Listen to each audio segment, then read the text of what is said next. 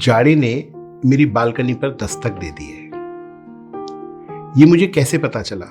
हाँ, मैंने दिसंबर के आखिरी सप्ताह को कैलेंडर में देखकर यह तय किया कि चलो आज बालकनी में बैठा जाए। अब तो जाड़ा आ ही गया होगा। मुझे अच्छे से याद है, जब मैं 7-8 साल का था तो मेरे दादाजी मुझे अपनी रजाई में दुबका लेते थे। कभी प्यार से, कभी कहानी सुनाकर, कभी घुड़की देकर, लेकिन सारी सारी रात मुझे रजाई से बाहर नहीं निकलने देते थे।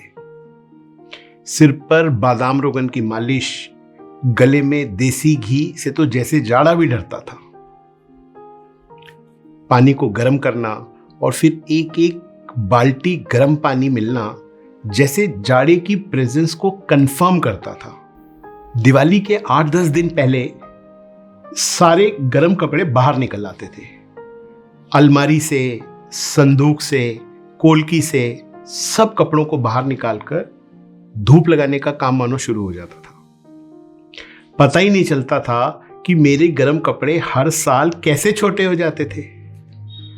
तब के गर्म कपड़ों पर उंगलियां फहराना जैसे अंदर तक गुदगुदा देता था। अब जाड़ा पड़ता ही कहां है? अब जाड़ा पड़ता भी कहां है? मेरी तरह शायद अब जाड़ा भी बूढ़ा हो चला है।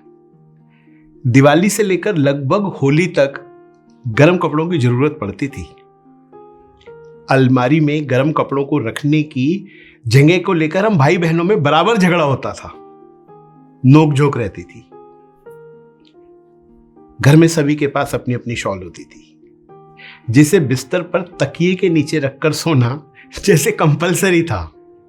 लेकिन अब तो सर्दी जाड़े की शादियों में ही जैसे उन शालों को इस्तेमाल करने का चलन रह गया है।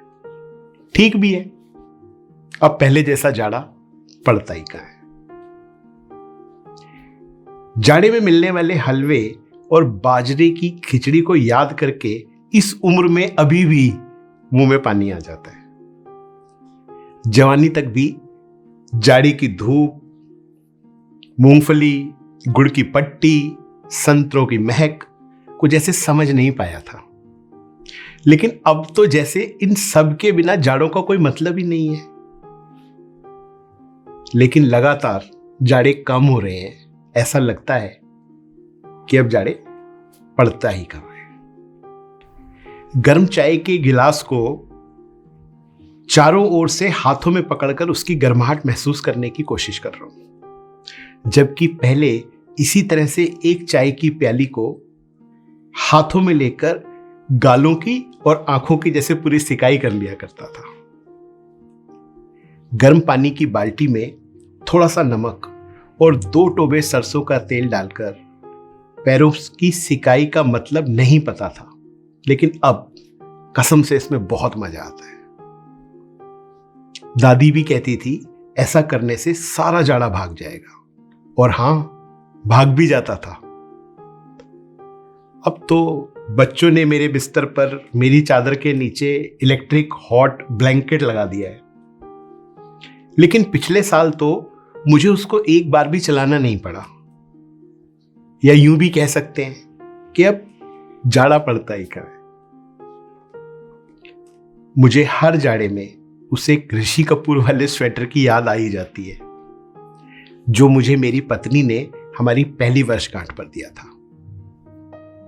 मैंने भी उसको अगले साल बिल्कुल शर्मिला टैगोर जैसी शॉल दी थी। दिसंबर में वर्षगांठ होने पर ये गर्म कपड़ों का सिलसिला बहुत सालों तक चलता रहा, लेकिन अब तो जाड़ा जैसे पड़ता ही नहीं है। लेकिन तभी श्रीमती जी ने आकर गर्म जुराब, मफलर, शॉल, टोपी सब हाथ पे थमा दिया और कहने लगी, सब पहन लो, जाड़ा आ गया है। ध्यान नहीं रखोगे तो पिछले साल की तरह बीमार पड़ जाओगे। जल्दी जल्दी करो, तब तक मैं तुम्हारे लिए सर्दी से बचने के लिए काढ़ा बनाकर लेकर आती हूं।